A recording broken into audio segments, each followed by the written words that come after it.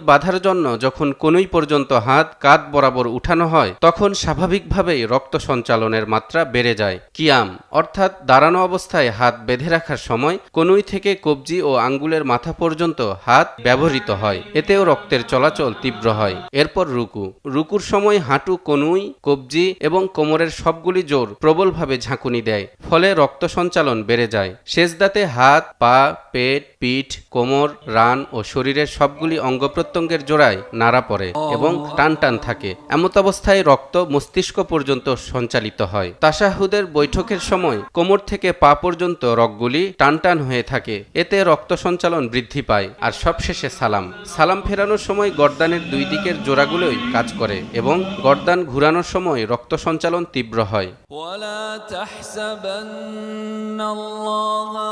পাকিস্তানের আরেক চিকিৎসক ডাক্তার মাজেদ জামান ওসমানী ফিজিওথেরাপিতে উচ্চ ডিগ্রি নেয়ার জন্য ইউরোপে গিয়েছিলেন। সেখানকার বিশেষজ্ঞরা তাকে প্রমাণ করে দেখিয়েছেন নামাজের মতো ব্যায়ামের মাধ্যমে বড় বড় রোগগুলিও ভালো করা সম্ভব, যেমন মেন্টাল ডিজিজ বা মস্তিষ্কের রোগ, স্নায়বিক রোগ, অস্থিরতা ও অবসাদজনিত রোগ, হৃদরোগ, আর্থ্রাইটিস, ইউরিক অ্যাসিড থেকে সৃষ্ট রোগ, পাকস্থলীর ক্যান্সার, ডায়াবেটিস ইত্যাদি। নামাজের প্রতিটা ধাপে ধাপে রক্তের এমন সঞ্চালন আর শারীরিক অনুশীলন দেখে অবাক পশ্চিমা বিজ্ঞানীরাও।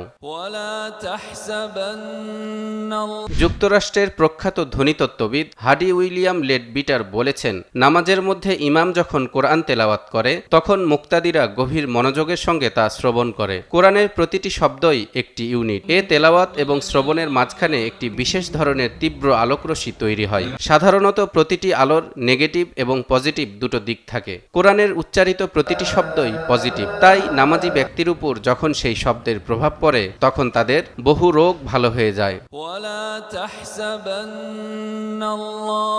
শুধু শারীরিক উপকারিতাই নয়, নামাজের রয়েছে মানসিক উপকারিতাও। যুক্তরাজ্যের বিখ্যাত লেখক উইলিয়াম ক্রুকস তার জনপ্রিয় বই research in the phenomena of স্পিরিচুয়ালিজমে লিখেছেন, লোভ, লালসা, কৃপণতা, হিংসা, ঘৃণা, প্রতিশোধ গ্রহণ এরকম ঘৃণ্য অভ্যাসের কারণে মানুষ মানসিক রোগে আক্রান্ত হয়। এসব রোগে আক্রান্ত মানুষ যদি খুশুখুজুর সঙ্গে নামাজ আদায় করতে শুরু করে তবে শিগগিরই এসব রোগ থেকে মুক্তি লাভ করতে সক্ষম হবে।